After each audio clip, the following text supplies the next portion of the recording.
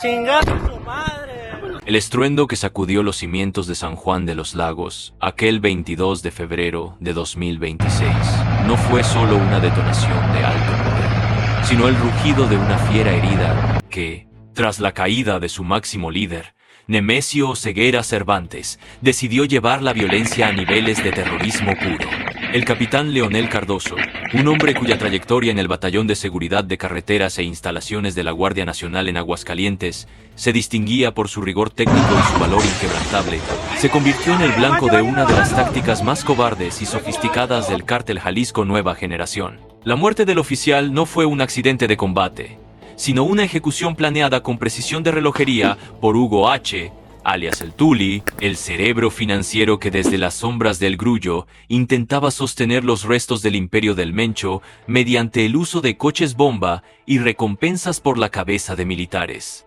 La respuesta del Estado no se hizo esperar, desatando una cacería que culminó con la intervención de la Brigada de Fusileros Paracaidistas y el abatimiento del operador logístico en una operación que devolvió el golpe con la misma ferocidad con la que fue recibido.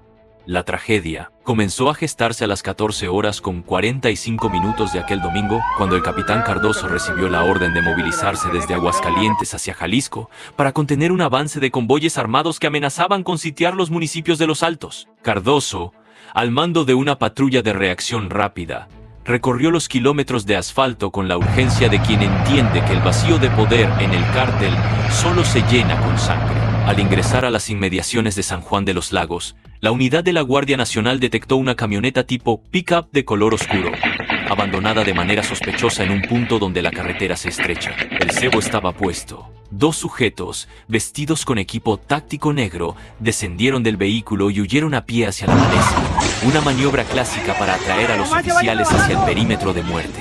Leonel Cardoso, siguiendo los protocolos de inspección, bajó de su unidad oficial y se aproximó al vehículo sospechoso. En el momento en que sus botas tocaron el asfalto a escasos metros de la pickup, un detonador remoto, activado por radiofrecuencia, encendió una carga masiva de nitrato de amonio, mezclado con explosivos plásticos tipo C4. La explosión fue tan devastadora que la camioneta se desintegró, transformándose en una nube de metralla incandescente que atravesó el blindaje ligero de la patrulla y terminó instantáneamente con la vida del capitán. La potencia de la detonación fue tal que generó un cráter de varios metros de diámetro y rompió los cristales de las viviendas ubicadas a más de 500 metros de distancia. Los peritos forenses que llegaron al sitio bajo una custodia militar extrema recolectaron fragmentos metálicos y restos del sistema de ignición, confirmando que se trataba de un artefacto explosivo improvisado de alta complejidad. Mientras la noticia del fallecimiento del capitán Cardoso golpeaba la moral de la Guardia Nacional en el Grullo, Jalisco, el responsable intelectual de este acto ya preparaba su siguiente movimiento. Hugo H., alias el Tuli, no solo era el administrador de los recursos del cártel, sino el arquitecto de una estrategia de resistencia que consistía en incendiar el Estado para forzar la retirada del ejército. Desde su centro de mando en el Grullo, el Tuli coordinaba bloqueos en 18 tramos carreteros federales de Jalisco, utilizando camiones de carga y autobuses para crear muros de fuego que impedían la llegada de refuerzos. Su nivel de desafío al Estado llegó al extremo de emitir una comunicación encriptada, ofreciendo una recompensa de 20,000 pesos por cada militar o agente federal que fuera asesinado por sus gatilleros. Esta orden, captada por la inteligencia militar centralizada, puso al Tuli en el primer lugar de la lista de objetivos prioritarios. La cacería se volvió personal para las Fuerzas Armadas. El general Ricardo Trevilla, titular de la Secretaría de la Defensa Nacional, ordenó la movilización inmediata de la Brigada de Fusileros Paracaidistas para rastrear y neutralizar al operador logístico. La misión era clara: localizar la señal que el Tuli utilizaba para coordinar los ataques y ejecutar una incursión quirúrgica en su bastión. Suscríbete si te gusta el video. El rastreo de señales de inteligencia militar permitió ubicar a el Tuli en una propiedad fuertemente resguardada en el Grullo. Los paracaidistas, especialistas en operaciones aeromóviles, descendieron de helicópteros tipo Cougar, utilizando la técnica de cuerda rápida bajo el amparo de la noche. El enfrentamiento fue de una intensidad brutal. Los escoltas del Tuli, motivados por la promesa de recompensas y el miedo a la justicia, respondieron con ráfagas de fusiles de asalto y lanzagranadas. Sin embargo, la superioridad técnica y táctica de las fuerzas especiales fue absoluta. En medio del intercambio de fuego, los elementos de la brigada lograron penetrar el perímetro y abatieron a Hugo H., quien intentaba escapar con maletines que contenían 7.200.000 pesos y casi $1 millón americanos en efectivo, recursos destinados a financiar la guerra contra el Estado. El abatimiento de El Tulí fue la respuesta contundente del ejército a la muerte del capitán Cardoso y una advertencia directa a cualquier otro operador que intentara utilizar tácticas terroristas contra los uniformados. El análisis forense de la escena en San Juan de los Lagos reveló que el coche bomba no fue una creación improvisada de un sicario común, sino el trabajo de expertos en demoliciones. El uso de C4 sugiere una infiltración de equipo militar extranjero o el reclutamiento de mercenarios con conocimientos avanzados en explosivos. Esta escalada en el conflicto obligó a las fuerzas federales a implementar nuevas medidas de seguridad en todas las carreteras del país, utilizando drones con detectores de químicos y escáneres infrarrojos para inspeccionar vehículos abandonados antes de que cualquier oficial se acerque a pie. La muerte de Leonel Cardoso no solo dejó un vacío en su familia y en su batallón, sino que provocó un cambio radical en la forma en que el ejército enfrenta la insurgencia criminal en las zonas metropolitanas y rurales. El sacrificio del capitán fue el catalizador que permitió desmantelar la red financiera que sostenía los bloqueos en 11 estados de la República. La ola de violencia desencadenada tras la caída del Mencho dejó un saldo de 85 bloqueos en carreteras de entidades como Baja California, Michoacán, Guanajuato y Veracruz. No obstante, Jalisco fue donde el dolor se sintió con más fuerza. Además del capitán Cardoso, 25 elementos de la Guardia Nacional perdieron la vida en emboscadas cobardes diseñadas para castigar a la autoridad. En el Grullo, la caída de El Tulí provocó que las células de sicarios, ahora sin su pagador principal y sin directrices logísticas, comenzaran a dispersarse hacia la sierra. El decomiso de los millones de dólares y el armamento pesado en la guarida del operador financiero representa uno de los golpes económicos más fuertes contra el cártel en los últimos años, afectando su capacidad de comprar lealtades y de adquirir más insumos para la fabricación de explosivos.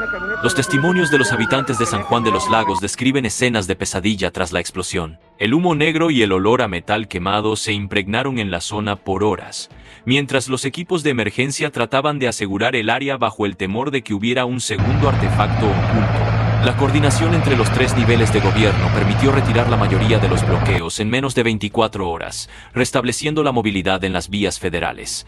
Sin embargo, la herida causada por el coche bomba sigue abierta en la memoria de las instituciones de seguridad. El general Trevilla, al dar el pésame a las familias de los caídos, enfatizó que la fortaleza del Estado mexicano se demuestra en la capacidad de cumplir la misión a pesar de la adversidad y la traición de quienes operan desde las sombras. La tecnología de inteligencia compartida con agencias internacionales permitió confirmar que el Tulí era el eje de una red que no solo movía droga, sino que gestionaba el tráfico de armas de alto poder, como los lanzacohetes tipo RPG-7 rusos que fueron utilizados contra los helicópteros de la Fuerza Aeromóvil en Tapalpa. Con su abatimiento, el ejército no solo vengó al capitán Cardoso, sino que cortó la cabeza de la hidra logística que amenazaba con prolongar la agonía de Jalisco. Los operativos de rastreo continúan en las zonas boscosas para localizar a los ejecutores materiales del atentado en San Juan de los Lagos, quienes huyeron hacia el monte tras activar el detonador. La justicia ha sido expedita para los líderes, pero el ejército ha jurado que no descansará hasta que cada sicario que participó en el asesinato del capitán Cardoso enfrente las consecuencias de sus actos. La narrativa de estos hechos expone la crudeza de una guerra donde no hay frentes definidos y donde un vehículo estacionado puede ser una trampa mortal. El capitán Leonel Cardoso se suma a la lista de héroes de la patria que dieron su último aliento en la defensa del territorio nacional, mientras que Hugo H. termina sus días como un delincuente abatido, dejando tras de sí un rastro de dinero manchado de sangre y una organización fracturada. La vigilancia en los altos de Jalisco se ha intensificado con patrullajes aéreos constantes y el despliegue de más personal de las fuerzas especiales, asegurando que la sombra del Mencho y sus coches bomba no vuelvan a oscurecer la paz de la región. El triunfo operativo es definitivo, pero el luto por los 25 militares fallecidos es un recordatorio del precio que se paga por la soberanía en tiempos de crisis.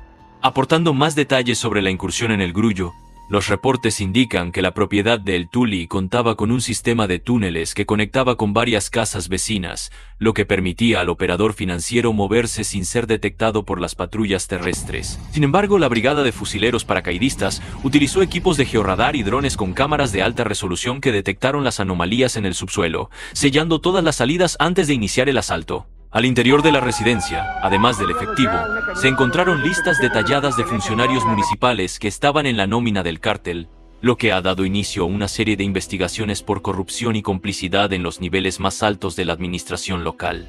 El enfrentamiento fue tan cercano que los paracaidistas tuvieron que emplear tácticas de combate en habitaciones cerradas, demostrando una disciplina que contrasta con la violencia desorganizada de los sicarios. La muerte del capitán Cardoso en San Juan de los Lagos también provocó una revisión de los vehículos blindados utilizados por la Guardia Nacional. Se ha determinado que es necesario aumentar el nivel de blindaje en los bajos de las patrullas para proteger a los elementos de las ondas expansivas de minas terrestres y coches bomba. El uso de inhibidores de frecuencia portátiles se ha vuelto obligatorio en todos los operativos de inspección de vehículos sospechosos para bloquear cualquier señal de radio que pueda activar un detonador a distancia. Estos cambios tecnológicos son parte del legado de un capitán que incluso en su último momento de servicio proporcionó la información necesaria para que sus compañeros no vuelvan a caer en una trampa similar. La carretera que Cardoso pretendía liberar es hoy un recordatorio de que la libertad requiere de una vigilancia eterna y de un sacrificio supremo. El Tuli, antes de ser abatido, intentó utilizar a su propia familia como escudo humano, una táctica que las fuerzas especiales lograron neutralizar mediante el uso de granadas de destello y tiradores de precisión que inmovilizaron a los agresores sin causar daños colaterales. Este nivel de profesionalismo de los paracaidistas es lo que permitió que la operación en El Grullo fuera calificada como exitosa a pesar de la ferocidad del fuego enemigo. La recuperación de los 7 millones de pesos y los 960 y $5,000 americanos no solo es un golpe al bolsillo del cártel, sino una evidencia física que servirá para rastrear las redes de lavado de dinero que operaban en Jalisco y estados aledaños. Cada billete asegurado es un cartucho menos que los sicarios podrán disparar contra la autoridad.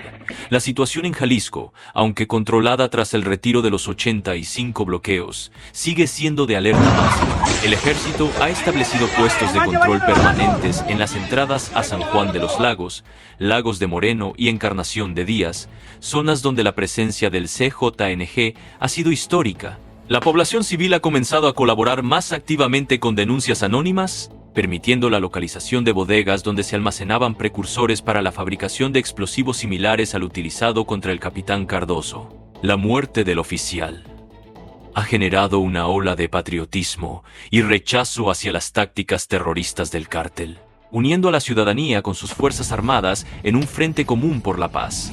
El general Trevilla enfatizó que la misión en Jalisco no ha terminado. Si bien el abatimiento del Tuli desarticuló la logística financiera, todavía quedan células activas que buscan venganza.